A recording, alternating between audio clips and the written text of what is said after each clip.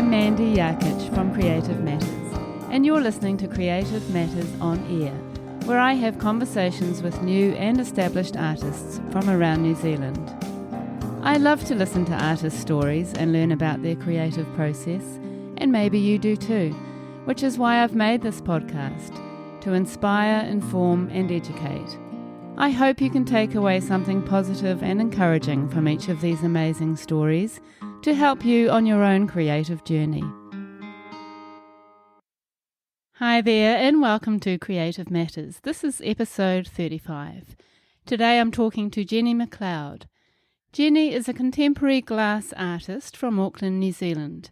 She creates high-quality original glass works, including functional glassware, sculpture, garden art, installation and exhibition work. She enjoys using glass for a modern environment in a non-fragile way. Her two 6-cubic-foot kilns in her workshop at home give her the control required to fuse and slump cut and layered sheet glass. A lot of her work is mixed media, incorporating a variety of materials including concrete, resin beads, wood, pumice, shells, and a New Zealand native fibre harakeke or flax.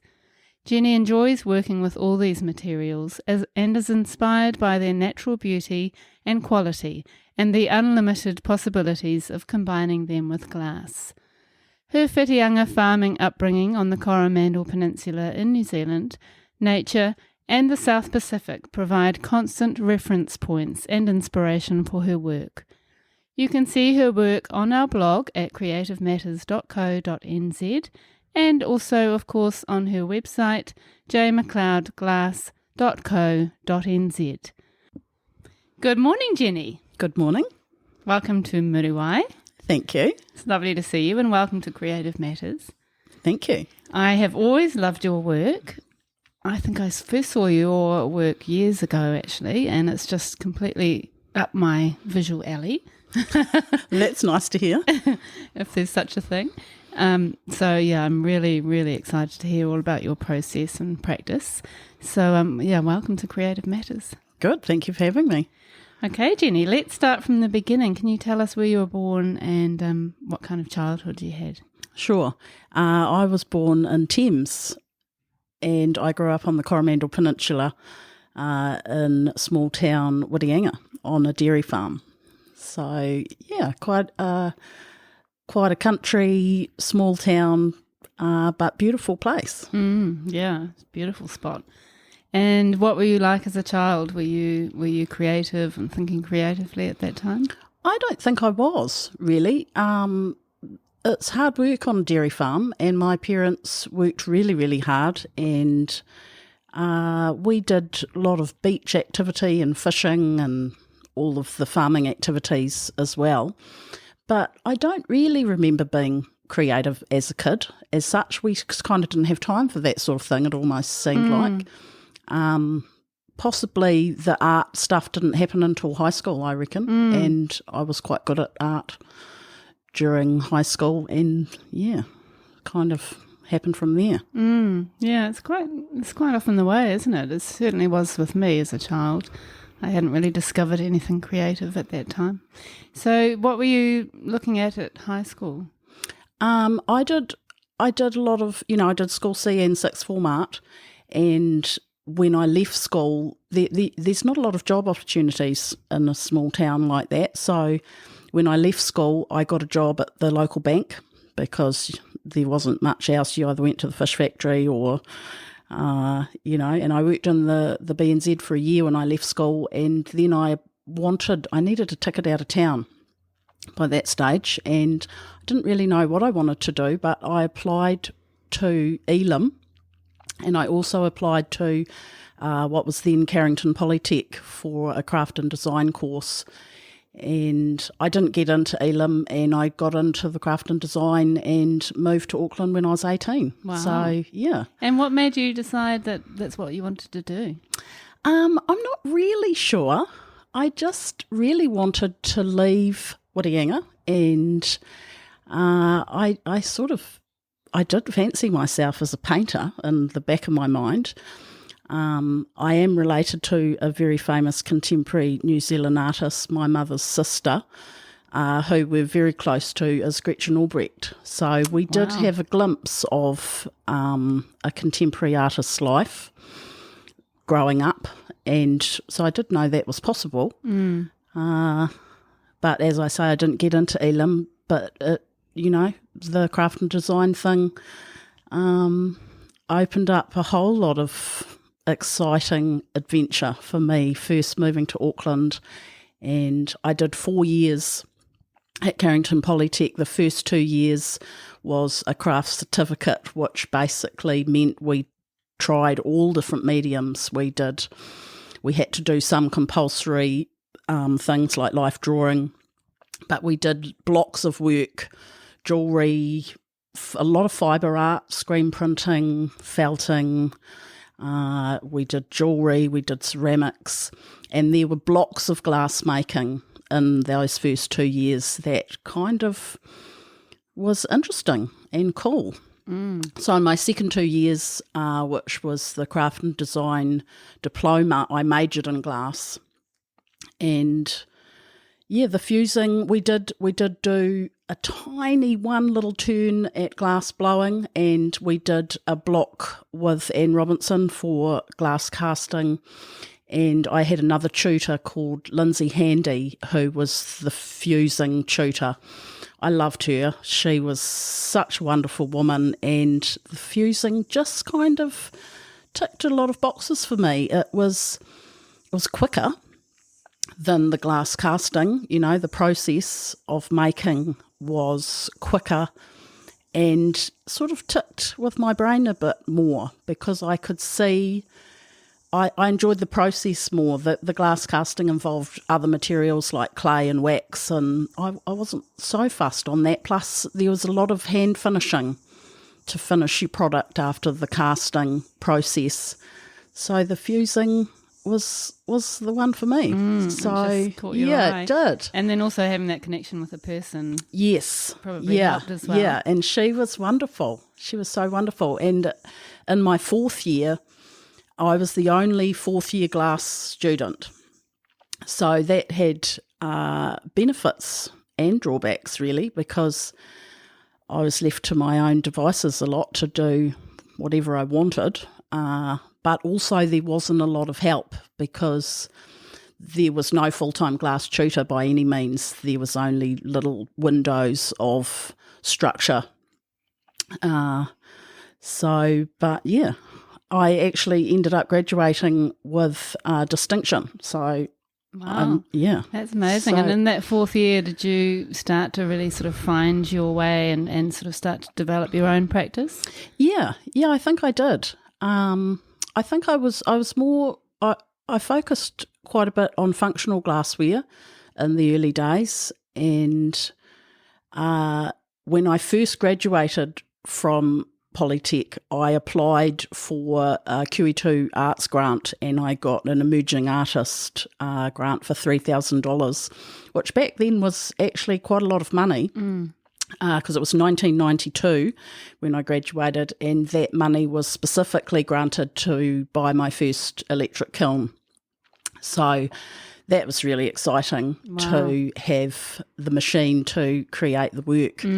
So it was quite a commitment to actually have that hooked up when I was flatting, in Auckland, because it cost quite a lot to sort 20s. All that out. In my 20s. That's awesome. Yeah, so that was exciting, and that was the first kind of commitment to knowing that's where I wanted to go, And I had a lot of part-time jobs, in the early days to help me survive and pay the rent. I had heaps of night jobs, data entry and supermarkets and the movies. I worked at the movies for like 7 years or something at night, so I could make glass during the day. Oh, that's so great, isn't it? So when you actually were at Polytech, did you think, right, I'm going to be a full-time artist, I'm going to make it happen? I'm not sure if I thought that. I guess I must have thought that, because once I'd secured that money to buy my first kiln, there was kind of no turning back, it felt like, for me, you know. And it's actually a great way to start your career, to have that. It's almost like making you accountable. Yeah. To make it happen. Yeah, absolutely. And I hadn't done that 4 years of study to just then do something else, you know what I mean? When in the first year of Polytech, I think there was something like 18 students all locked in for the same year as me. And by the time I graduated 4 years later, we'd whittled down to, I think there was only six of us or something that graduated after the full, the full 4 years. And it's such a great course, isn't it? I mean, it was amazing. I would love to looking do something back, like that now. Looking back now, it was the funnest 4 years of my life, probably, because you've got that freedom to not freak out about the cost of any of it. I mean, we had to obviously pay to do the course, but for materials and the tutoring and the help and everything, and just the wide variety of people that I encountered after coming from such a small town, was so exciting to be in Auckland, and just being surrounded by like-minded people of various ages, men and women, and very broad kind of backgrounds. So it was cool. And so motivating, hey? Yeah, absolutely. Yeah. Absolutely. So what kind of things were you making at that time, Jenny, once you actually left Polytech and started working during the day? I was making a lot of functional glass. I made a huge range of plates and bowls and big platters, and I made a lot of functional glass for many, many years. That was my main thing. I didn't do a lot of sculpture in the early days. It was all about functional glass, and they were products that I could sell because it pretty much came down to trying to survive and make a living, even though I had part-time work to supplement my income.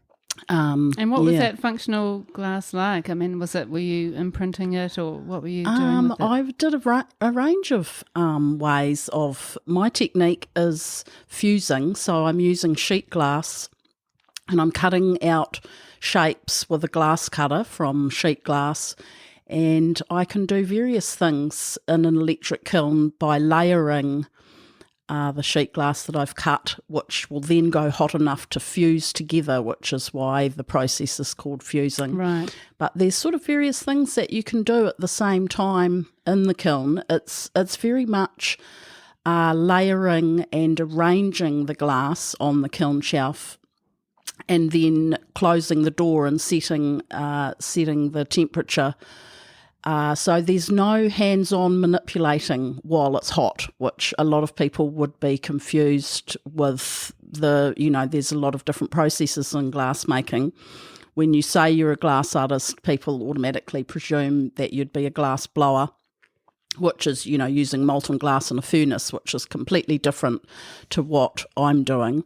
So to make the functional plates, I had, cut and layered, and in the early days I quite often put things in between the layers. Metal, I used a lot of copper, thin copper that I could kind of cut into shapes, and I could draw sort of lines and patterns on the copper and then trap those in between layers, and they'd go beautiful colours and still look quite coppery and cool. Beautiful. I also did, I used some wire, and various sort of types of wire works. Some of it works better than others. There's always a lot of experimenting. Even now, nearly 30 years later, I'm still doing experiments. But I wound sort of little wire spirals into patterns and put them in between layers.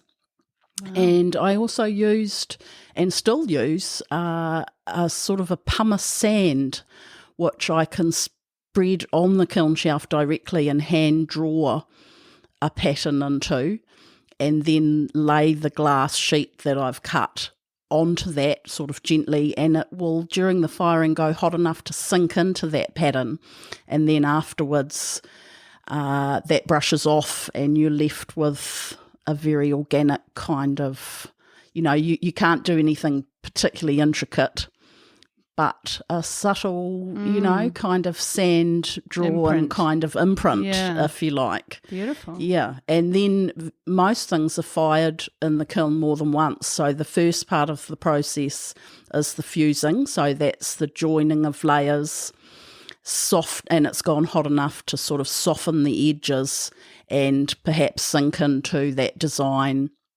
And then, so that's still a flat item once that part of the firing has been completed.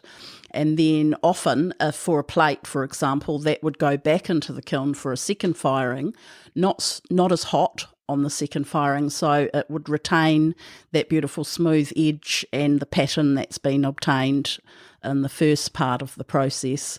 And then the second firing is called slumping, so that's basically bending the glass, so not as hot. And depending on the item, sometimes I would slump into a ceramic mould to get the 3-dimension of a physical plate, or sometimes you would slump over perhaps a ceramic mould, or sometimes I use a ceramic fibre, which is sort of like a soft woolly stuff. It's like the stuff that they line the kiln with. It's like a cotton woolly looking stuff, and you can cut that into shapes, and it's literally just for the glass to slump over. So you could do an internal shape, for example, and then slump over that. And there's various different temperatures in the kiln. Normally I would fire about 3 shelves of pieces at a time, because my kiln's, it's quite big. Mm-hmm. So, and then there's heat sort of differences in temperature within the kiln. So on the bottom shelf is slightly cooler and the top shelf is really hot. So I've sort of always have to develop things that will go in those different parts of the kiln for those firings. So how does the heat affect what happens to the glass? Yeah, it affects things quite a lot from the top to the bottom of the kiln. So normally everything I want to make should go in the middle, but to make it viable for, cost and everything, I need to fill the kiln before I'd do the firing. So that's part of the fun, is to, in my mind, think of other ideas for the hardest part of the kiln, which is the top shelf, the hottest one, because going too hot can create various problems. Things can stick and things can go too melted or too kind of slumped over something, and then it's, your edges pull in, or, there's a lot of technical issues with glass. It's a very slow process for heating up and cooling down, and I'm not particularly good at the technical side of things. I tend to use the same firing schedule for virtually all of the things I make, and I've learnt to kind of just work within those boundaries, because when you start changing things, pieces crack and break, and after a certain amount of work, that can be, devastating. I can imagine. But even still now, after nearly 30 years, sometimes you open the kiln and hasn't gone quite as planned. Yeah. And do you ever have it that, there's so much to talk about with your process, which we'll get onto other things as well, but do you ever get something out and something's happened unexpected and becomes sort of a happy accident? Or Absolutely. That's one of the wonderful things about my job, is even when you think you know what you're doing, there is often a happy accident, or things don't go quite as expected. And I use a lot of recycled glass, and all different glasses have different melting points. And depending on the colour or the, some glasses, like I've used some glass out of, like a modern high-rise building, which has a reflective sort of coating on one side. And because I've obtained some materials for free, it's quite fun to do an experiment, because it doesn't matter, if it doesn't work. Yeah. And, a lot of glasses are certainly not very good for fusing, but other glass that you might not realise actually can come out amazing. I got given a whole big lot of sheets of quite thick 6mm glass that had a coating on one side that I couldn't really tell what it was, but with a few experiments discovered it was so beautiful. When I fired it, the coating side down onto the kiln shelf traps it there, whereas if it's up the other way it can burn off because, we're using quite high temperatures, going up to about 850 degrees in the electric kiln, which is, glowing molten hot. And yeah, it's fun. Sounds so fun. Yeah, well, we'll talk about your materials and the actual glass and where you get it in a minute as well. But I'd just like to go back to the beginning of your practice, I guess. So you started with the functional glassware, and then how did you kind of evolve from that to starting other sculptural work? I think it kind of automatically led to that. I think, I went to all sorts of galleries and exhibitions, and I was always, I wanted to be a serious contemporary artist, I didn't necessarily want to just be a mass production kind of functional glass maker necessarily back in the 90s, So I did want to be a serious artist, and I applied for various competitions and, events and what have you. I got one piece of work accepted into the RFC Glass Prize in Australia, which was a really big deal. And I travelled with a couple of my fellow glassmaking friends who had also been accepted in that year. I think it was like 1996 or something like that. So I was, only maybe 5 years out of graduating, and it was exciting. I'd made a big hanging sort of a curtain type thing out of a lot of glass star shapes that I'd linked together with flax. Beautiful. That was suspended from a steel rod, and that was possibly the first kind of start of me creating more sculptural work out of multiple components. I quite enjoy making the same shape over and over, and while I'm doing that I'm thinking about how I can put those together. I love linking things into various groups, And so how did you come up with that idea at that time? Because that was kind of a new thing, wasn't it? Yeah, for you? I'm not sure how, really. It just kind of happened. You got an idea? Yeah, I got an idea, and just I made a huge amount of star shapes with my fusing right from the start, because it was, you're cutting out 4 triangles of sheet glass and arranging them so that you get a hole in the middle. And they join. And you can't, depending on, where they are in the kiln and how hot it is, sometimes you can obviously see the 4 separate triangles even though they've gone hot enough to join together.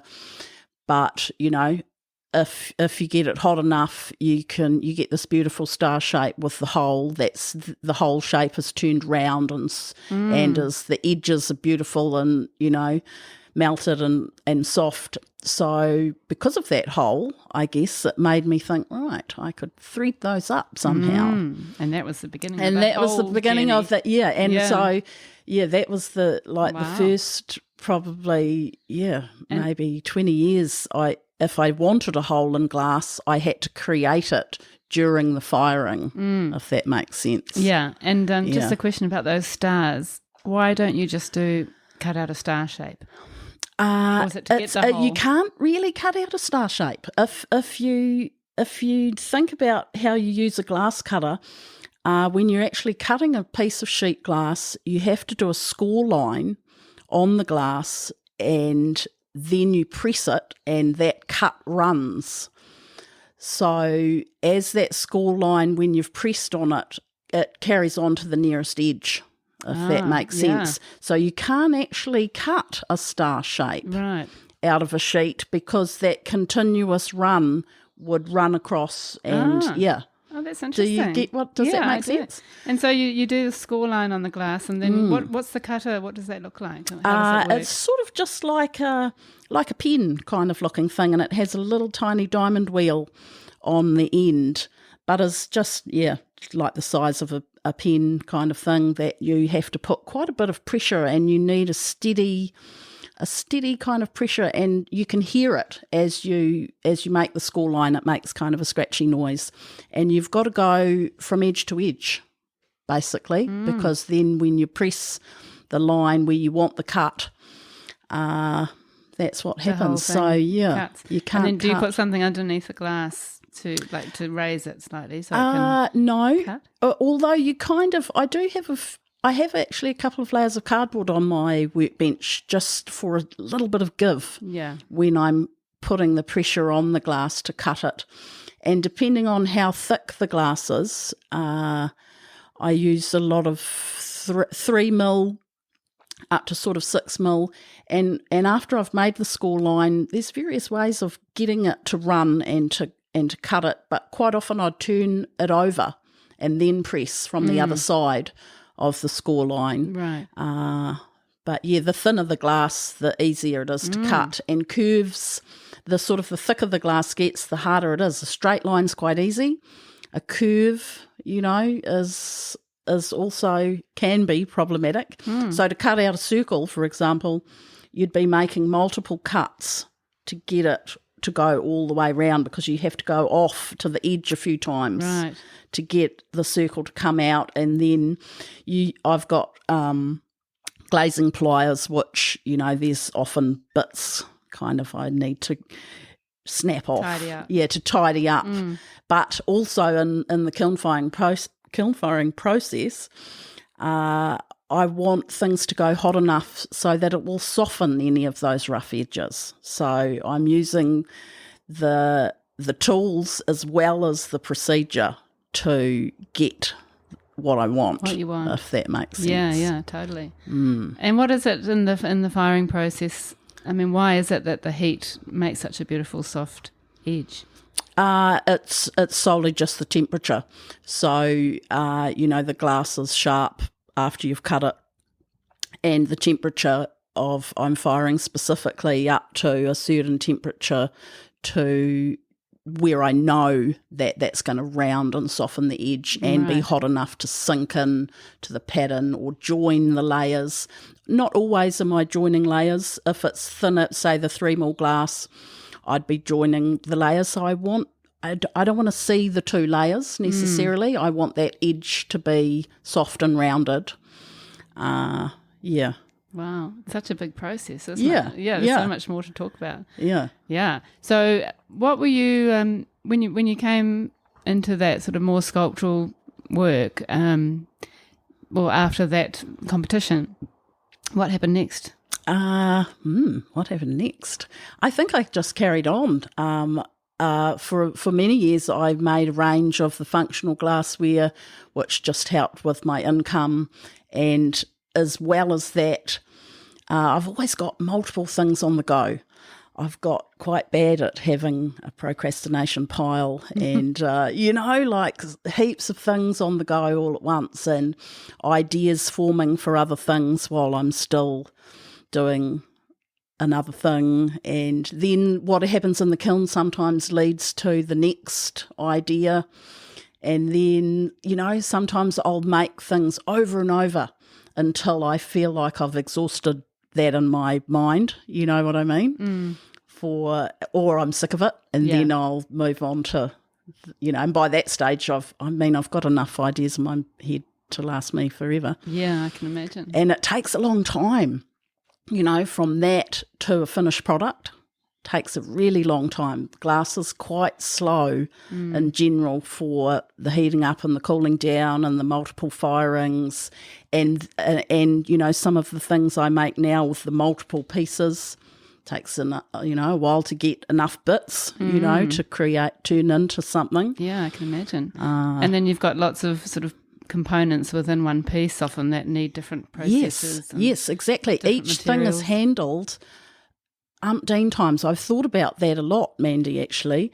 Sometimes when I've been constructing something, I've sort of looked at that one glass piece and thought, wow, this has been handled, 6 times or whatever, that just that one little bit of a bigger piece, it's been in and out of the kiln twice, it's been cut, it's been washed, it's been drilled, and that's all the things before it's even been turned into a finished item. Which is so amazing, and it just kind of adds so much more value to your work. Yeah. In a way, the love that you've put into it and the time and the thought and, all the steps of the process. Yeah, I think so. Yeah, which is so cool.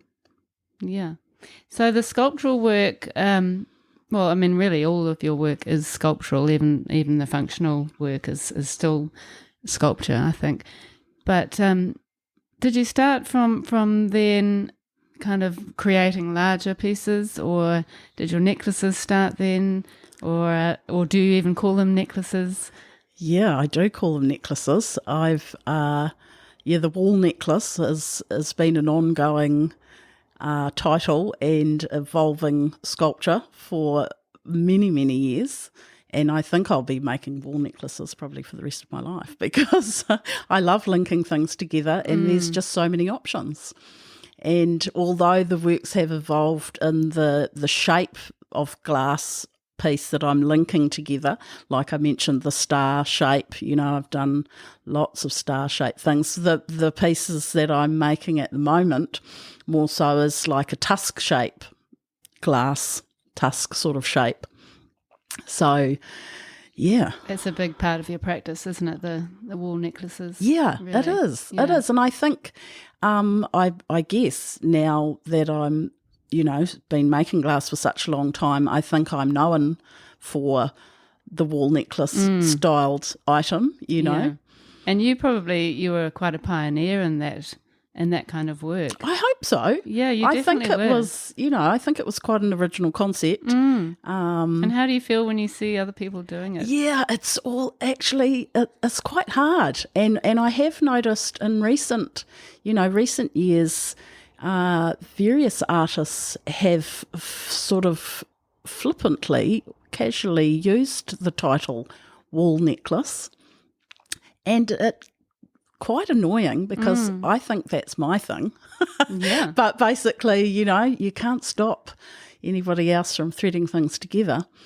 It's a tricky one, I have actually sent a couple of emails out to explain that to. Good on you. Yeah, just because it's sort of, and if you Google wall necklace, I come up, because, anyway. It's a competitive world out there. Yeah. And it's such an interesting one. I mean, that's a whole other podcast, isn't it? Yeah. Yes. Yeah, but it would actually be interesting to look into that for a podcast episode, because it is a real thing that lots of artists experience. Yeah. Yeah, it's a really tough one. And after, being a maker for so many years, to see somebody just use that sort of title is quite hard. And I mean, your glass work is obviously, so incredible, and the process you take each component through is so amazing, and you have so much experience and talent and knowledge. I guess you get people sort of imitating it on a much lesser artistic level. Yes, and the most recent unpleasant experience of that was somebody creating a wall necklace out of glass pieces from overseas somewhere, so they hadn't even made the glass, and that's my whole thing is, I've made the components for the wall necklace. I use a lot of different materials as well to go to space in between the glass, and I love that. And there's all sorts of materials I've used for that, found objects, beads. I love beads. And all sorts of things. So you add beads that you've found. Yeah. Cool. And I've also made, pieces to put in between stuff. I used a lot of pumice at one stage to space out the glass pieces, which I loved because, it's a beautiful natural kind of thing. I've used a lot of copper to include in the more sculptural pieces, and I love copper a lot. I've got a huge love affair with copper. And I love that kind of material. I like to include things with the glass. I think right from the early days, the piece that I mentioned for the RFC glass prize with the flax linking it together, I think quite early on I've incorporated other materials, with the glass. Obviously the glass making is my main technical focus and is my, my thing, but bringing in other materials is fun. I love that. I love plastic. I love natural materials. At the moment, I've got 2 big bucketfuls of orange plastic round shapes.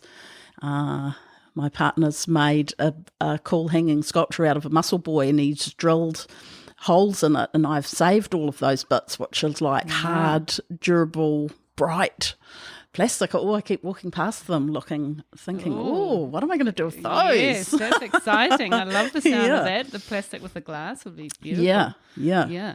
So just kind of going backwards slightly, how would you actually describe the wall necklace and how it hangs on the wall? Well, it is very much like a real necklace, hence I think how that title kind of emerged. Is I literally am threading things together like you would for a wearable necklace.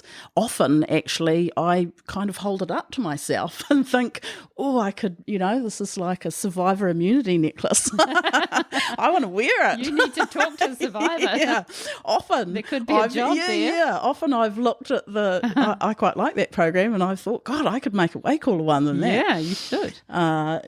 So literally a lot of them I'm threading onto a stainless steel wire, which is like a fishing product, which is really strong, doesn't rust, and can hold a lot of weight.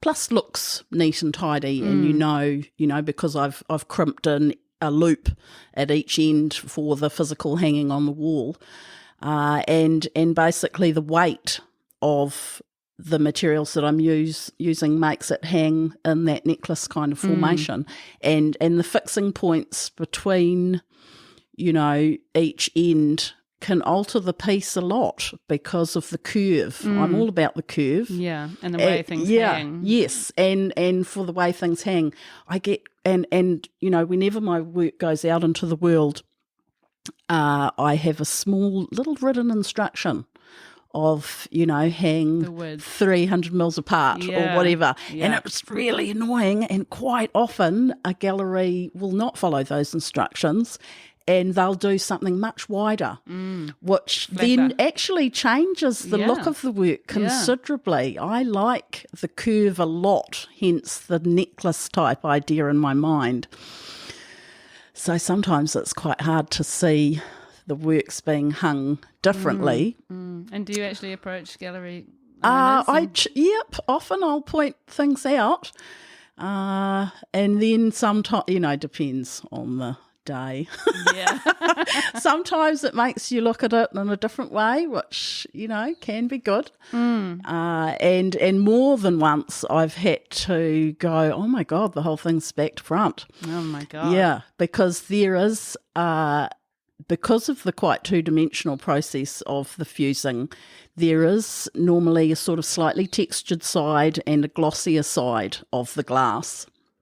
And depending on the shape that I'm threading together, there is a better side sometimes. Although some of the ones I've been making more recently, the tusk shape can actually be reversible.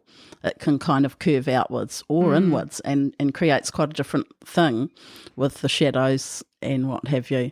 And I must say, making the reversible thing is better in my mind, because then people can hang it however they like, or sometimes change it. Like in my workshop, I'm living with things, trialling different ideas and that sort of thing. So sometimes I'll walk past and put it round the other way just for a radical. Yeah. to see what that looks like and see if I like that better. And do you ever actually like it to be in an oval shape where it's all connected, or do you prefer that open curve? Yeah, good question, Mandy. I haven't often joined them into a full circle. I'm not quite sure why, really. I don't know. I have made a couple in more recent times that are threaded onto a stiffer metal kind of wire, which has held it in a circular shape as opposed to the weight doing its thing. And that's been interesting to see it being held in a certain shape on the wall. I guess the sort of the falling aspect of the piece is quite different, isn't it, when it's been forced into a shape? Yeah, I like the falling of it better, I think, than the round kind of thing that I've tried lately. It does a different thing, but I quite like the beauty of it naturally hanging how it would fall on the wall, if you get what I mean. Yeah, and I think that gives it a certain delicacy, or it brings another element to the work in a way. Yeah.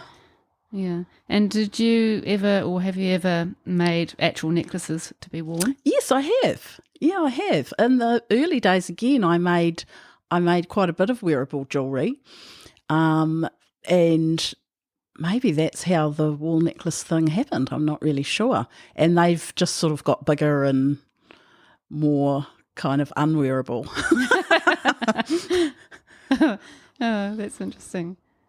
Is it the size that you enjoy? Do you think you don't want to work so small so it can be worn? I like a mixture, really. I often, my pieces are quite difficult in a lot of ways for transporting, for courier, trying to get things from one place to another. Packaging glass is a bit of a nightmare. I make difficult things.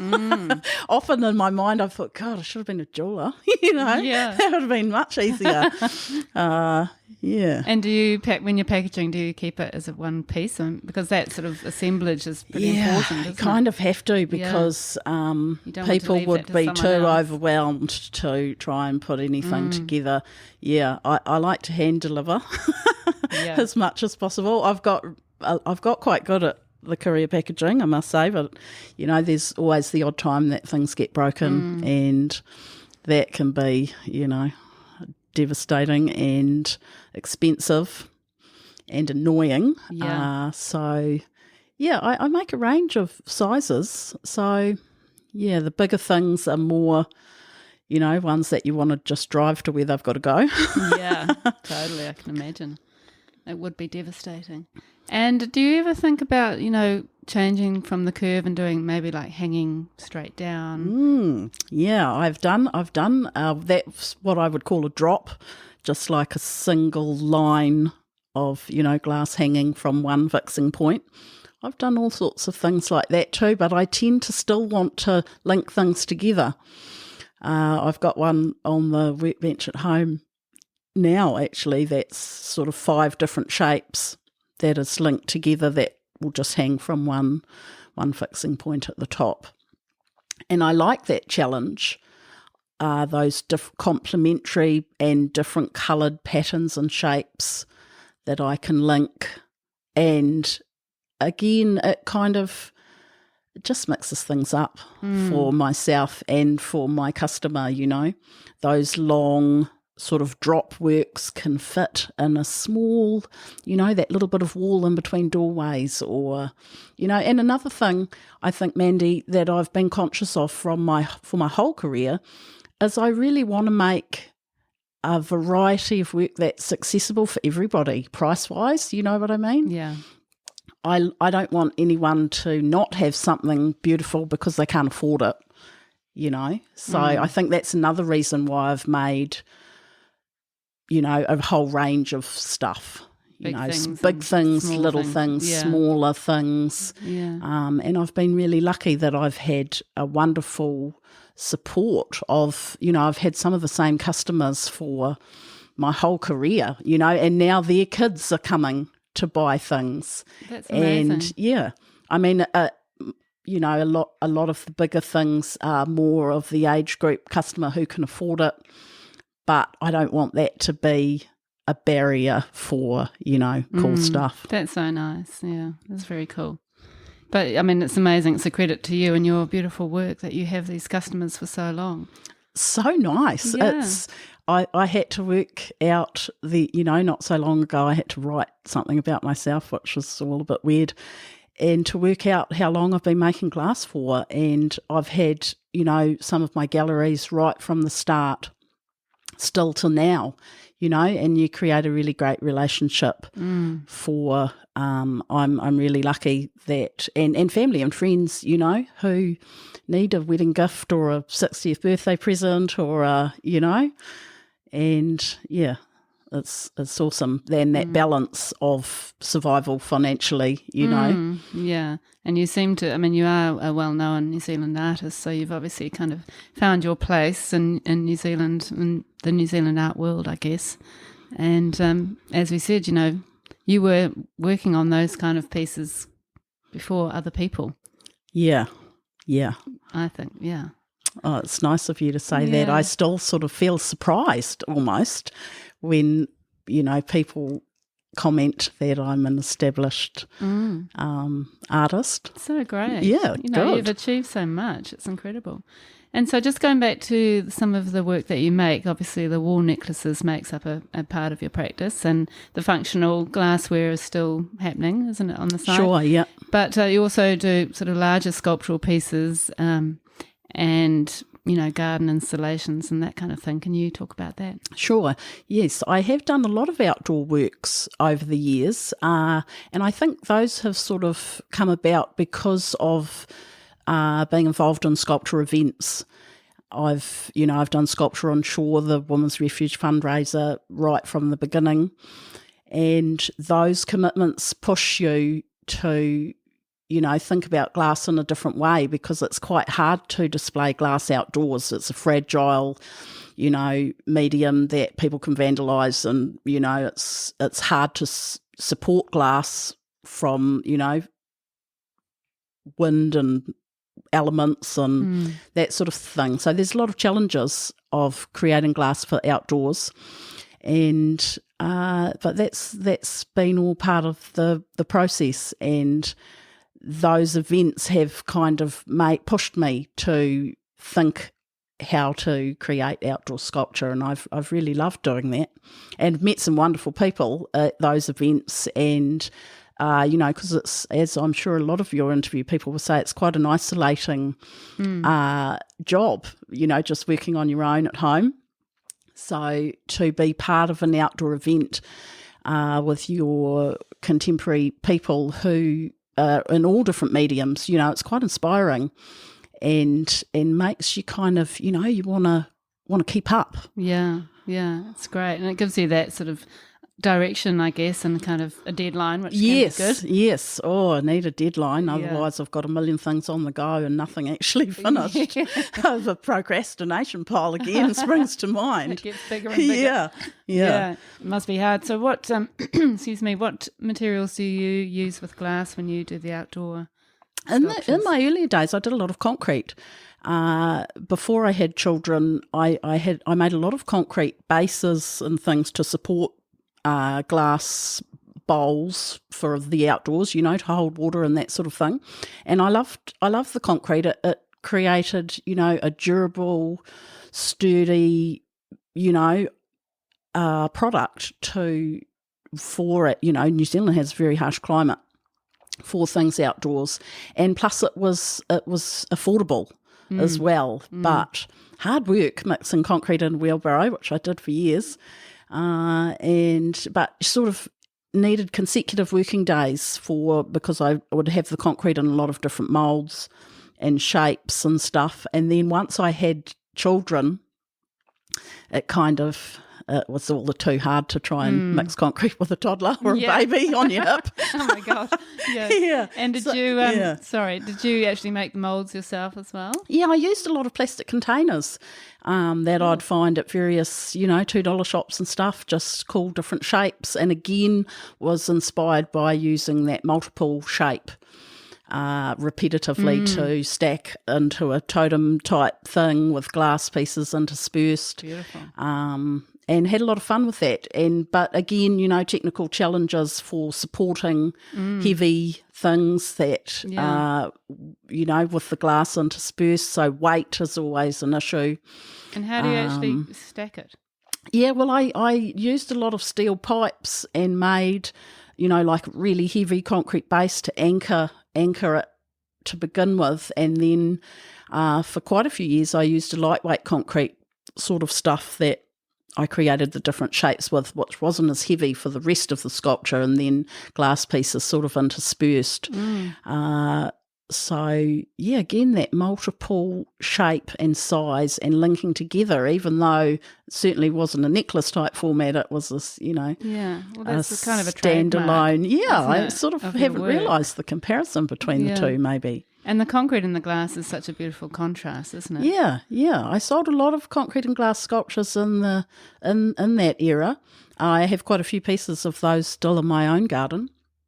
And in more recent outdoor pieces, I made for one of the Sculpture on Shore events, I made a whole lot of glass, quite small bowl shapes that I put on stainless steel rod that poked into the ground. And that was really successful for me, that particular push to create that. It was sort of like an installation, although they were sold separately. It was called Sea of Bowls. Not 100% sure what year that was, but might have been 2016 or something like that.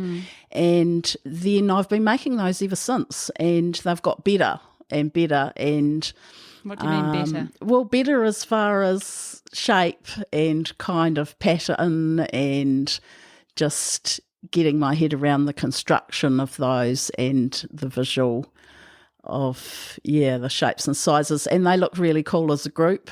So they've been quite good financially because people have been adding to their water bowl collection. One on its own's not that impressive in a garden, but a whole group can actually look beautiful, and they hold water if you want them to or not. Yeah, so beautiful. And different heights, different shapes, and they can go quite close together.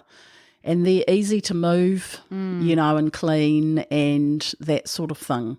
Oh, that's so beautiful. I love that kind of installation work. Yeah. There's so many elements to it. It's not just the object, it's the spaces in between and how it interacts with what's around it. And absolutely. I just love that sort of thing. And so do you ever sort of get ideas for design for actual installation for a certain place? Yes. Well, you see, that's what Sculpture on Shore was all about too, really, is you really have to think about the location just as much as the artwork. Do you get an actual spot for that show? Or? Yeah. Wonderful people like Anna Hansen, who knows who we love and, knew my work really well. Often, like I actually went to the site before I put my application in and photographed a couple of spots that I would ideally like. Nice. No guarantees that you'll get that spot, of course, but you've kind of got to, in your mind, have the spot to kind of know how the work will sit, and there's a lot of criteria for an event like that. You're not allowed, they have heaps of rules for safety, and you're not allowed to attach, because I always want to attach things to, bolt things to a building. You're not allowed to it for Fort Takapuna. Right. Lots of rules. Yeah. So, there's all heaps of considerations when it comes to outdoor works, for pages of paperwork of, engineering things. If you go over a certain height and weight, and I'm not very good at that sort of thing. So I'm quite practical. So I was brought up with use what you've got and make it work. Yeah. So I think that's something that has been a focus in my business the whole time. And one of the reasons why I chose fusing, because it was a way of making glass that one person can do, with minimal equipment, basically. That was quite a big consideration early on, because I had no money, to set up a workshop.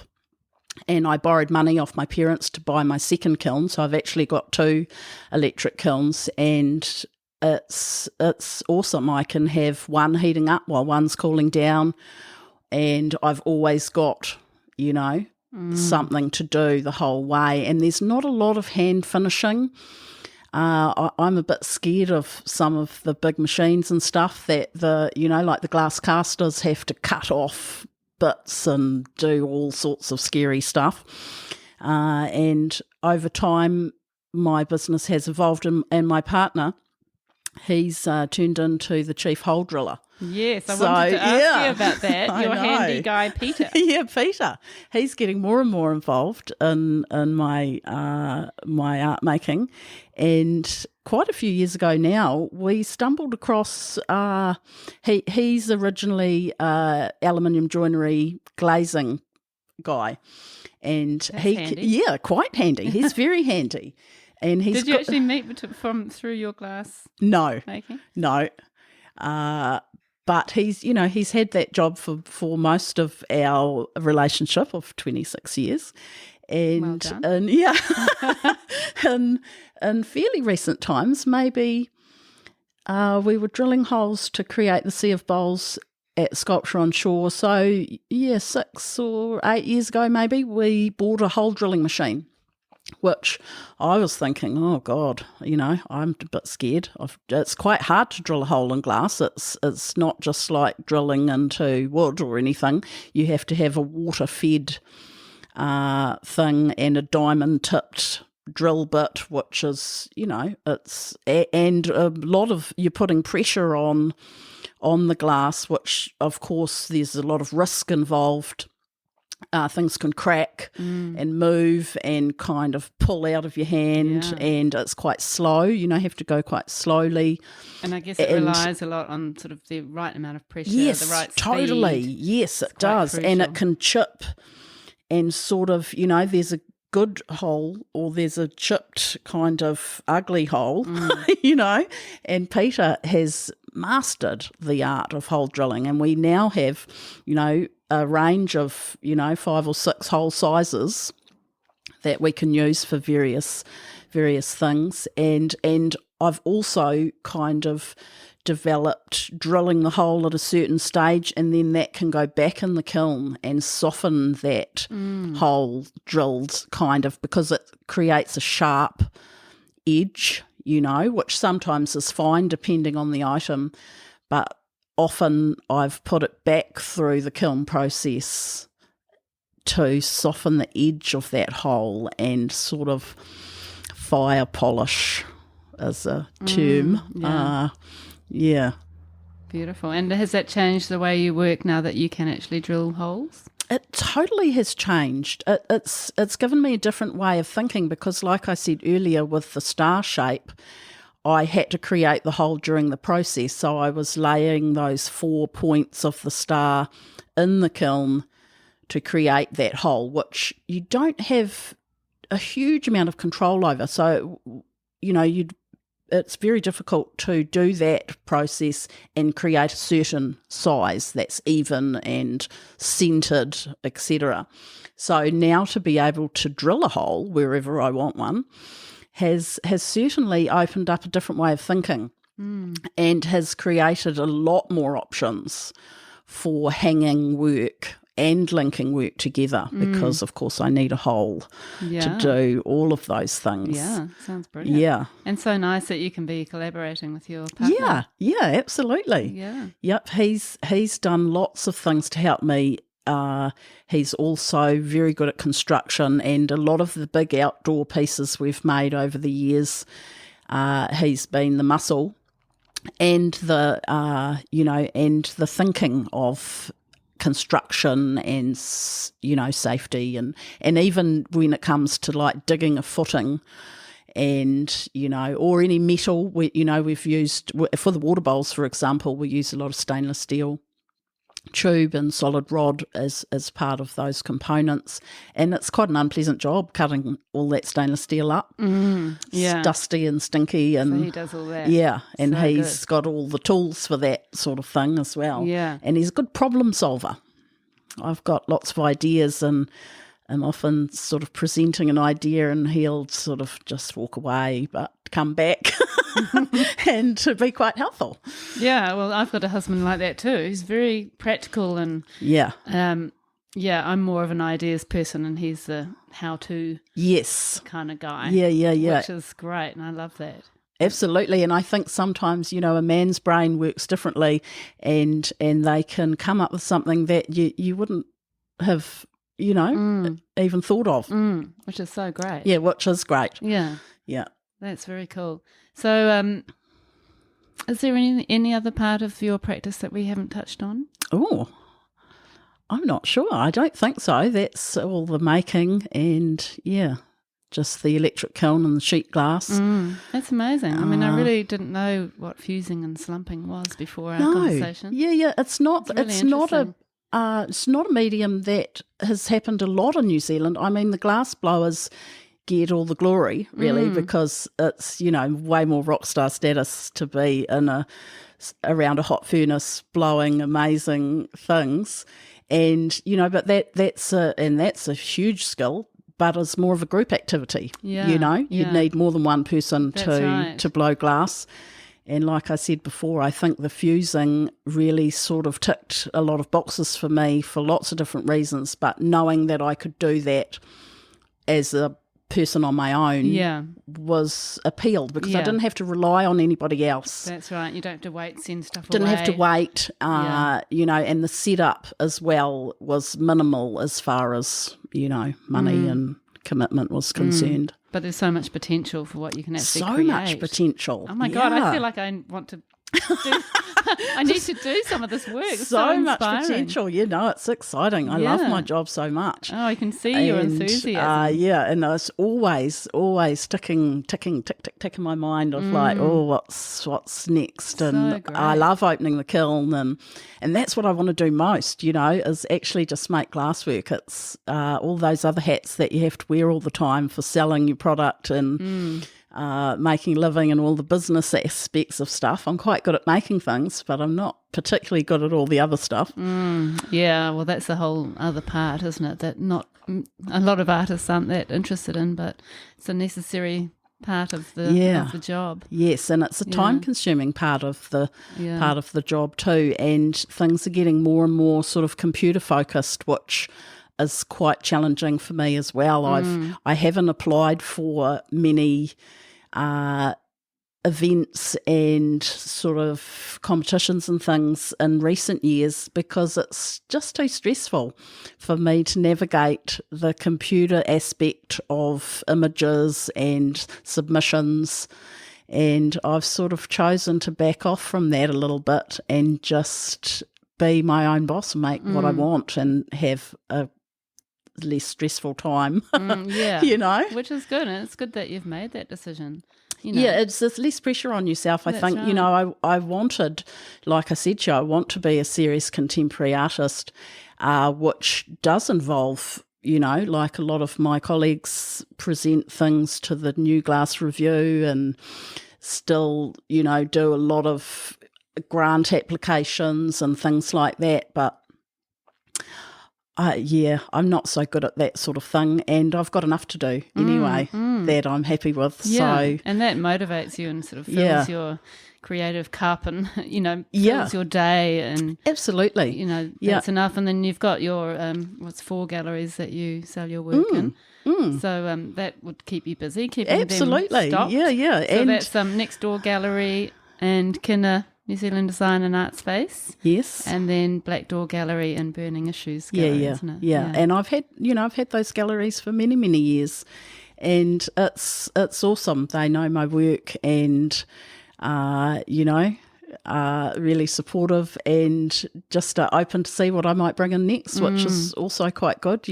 Sometimes I get a bit bogged down with if people want certain sizes or colours and shapes, and I'll follow up with a few sort of requests, but sometimes I ignore all that as well. And just, I do a mixture.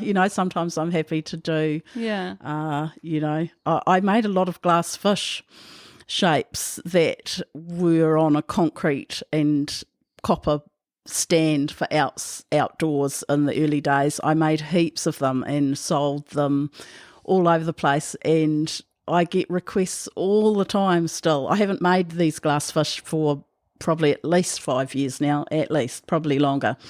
And I get phone calls out of the blue all the time of, my, neighbours kicked a ball at the glass fish that I've had for 15 years that has been in pride of place forever. I really want to replace it. Oh. And do you ever say no? Yep. I've started saying no to fish making now. Yeah, good on you. I've got better at saying no. And, for career-wise, I'm not as desperate for the trying to make a living, So you're generating more. You're figuring out the road that you want to go down absolutely. A bit more, which is a good position to be in. That's right. And one of the benefits of being your own boss. Yeah, and also all your hard work over 30 years. Yes. You've earned it. Yeah. Thank you. Absolutely, for sure. And so what does it would be good to talk about your studio in a second as well, but what does your average work day look like? Oh, I love working from home, and goodness, all these lockdowns and stuff we've had to navigate certainly kicked in that thankfulness.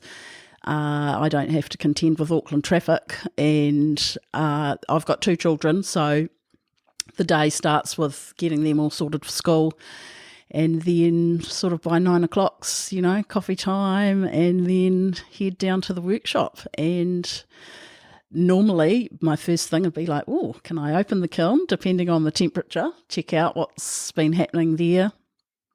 And I normally try and start with something fun, like opening the kiln.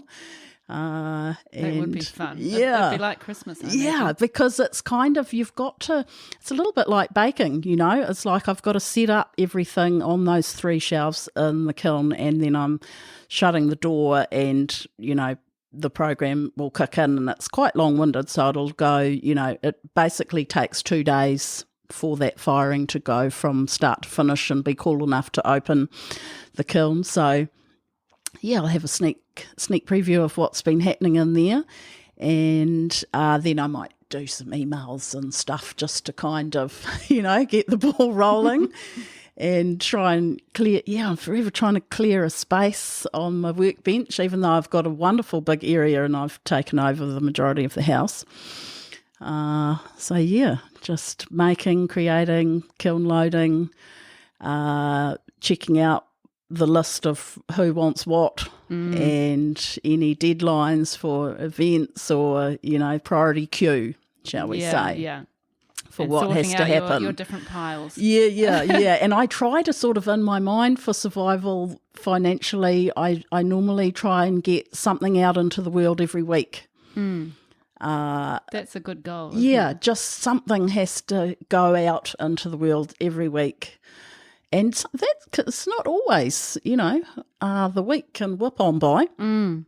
But in general, that's sort of how I roll for things being delivered or put on the courier or what have you. And, just juggling the requests of the galleries, what's happening, where. And with the lockdowns and stuff, it's all been a bit weird because of Auckland not being out and the rest of New Zealand has felt that. So the galleries have it's all been quite interesting to see how it's all panning out.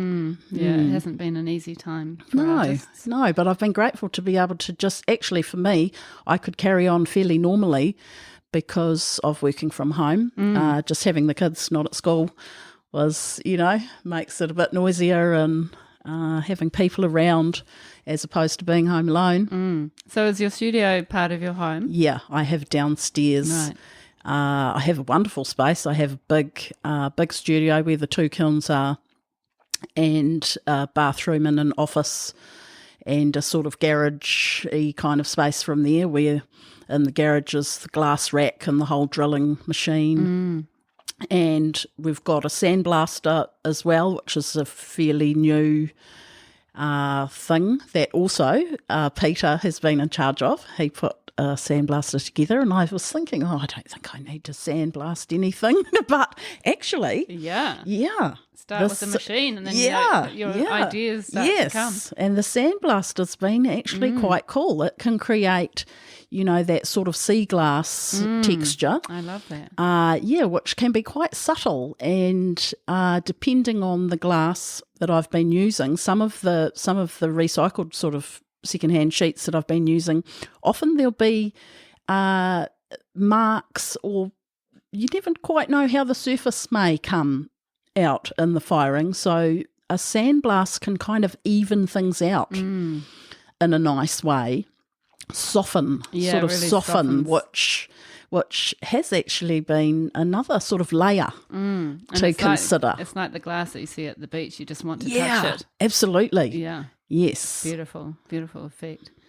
And you actually, just going back to your glass, do you actually buy recycled? I mean, how do you buy the glass? Or I buy sheet glass. Yep, I buy sheet glass of various descriptions that I just get delivered from a glass company. So it's just normal glass? Normal window. I use quite a bit of window glass, just clear window glass that I can layer, and there's sort of a couple of colours. I have a green that is also a type of window glass, basically, and sometimes I can get a blue from the same company. It sort of keeps changing though over the years. There's a lot of laminate and safety glass, and for what's actually going into buildings, windows and doors and things have changed significantly over my glass making life. So a lot of the recycled stuff that I used to acquire from Peter's contacts of, aluminium joinery and glazing, a lot of his workmates would know, well, Jenny might like that. That's brilliant. And drop off a weird... Such a good connection. Yeah, exactly. And I'd swap a box of beer for whatever might turn up. Or, when they're working on big building sites, if something's cut wrong or a corner's chipped off, it all just goes in the bin, So I love that I've embraced that aspect more so in recent times. I think I used to be not embarrassed, but I used to be I didn't necessarily be as vocal about using the recycled glass. I'm not sure why now looking back, but now it's like I'm actually proud to think that that's been saved from landfill. Yeah, I have a lot of environmental guilt in my life of, I like to reuse and repurpose way more than ever. Yeah. And I think that's quite an important aspect actually of how my business has developed over the years. I use my material right down to... That's another hoarding problem I've got. All the offcuts and I've developed ideas to use every bit of that material, especially materials that I've bought, because it's really expensive and the glass cost is just kept on increasing. Yeah, buying a sheet of glass costs a lot of money. Yeah. And for financial reasons as well as environmental reasons, I want to use every bit of that. And that's so great. And I think your customers or people who, appreciate your work that would be another aspect that they value. Yeah, I hope that you're recycling materials. It's so good. And I think it has changed society's view of recycling. In 30 years ago it was like, oh, it's a bit cheap and nasty. Yeah. But now it's I think it's so important in a way. Yeah, it's great. Unfortunately, we're going to have to wrap up. I think I've said it before, I have to make 2-hour podcasts because I could keep talking to you for ages, much longer. But, I guess people are finishing their walks after an hour. Finishing their little drives to wherever they're heading. So we will wrap it up. I'd just like to know, Jenny, what advice you have for people starting out on their creative journey, or people who are partway through and are lacking inspiration. Have you got a pearl of wisdom or two? Pearl of wisdom, wow. Just keep going. Work hard, put the time in and pull in, people around you and, get that part-time job that might suck at the time, but actually frees you up for what you really want to do. Make the choices to make the choices to make it happen. And another thing about my job, I know I'm never going to be a millionaire, but it's a lifestyle. It's something that can fit in around your children and your life in general, because life's busy outside of work mode. Yeah, being an artist is cool. Yeah, and you can see your absolute passion that you have for it. It's so much so that, like I said, I feel like going to make some glass work now, which is pretty weird because I know nothing about glass. But, it's fascinating to hear your process and so much learning for me personally. It's been really super interesting talking to you. And as I said, I've always loved your wall necklaces, something about them I've always been drawn to. And I think I need to go and purchase one now if I have room on my walls. Doesn't look like you've got much room, I haven't Mandy. got a lot of space, but I'm sure I can figure it out. So it's been a pleasure meeting you, Jenny. Thank you so much for being here. It's been a pleasure to be here. Thank you for inviting me.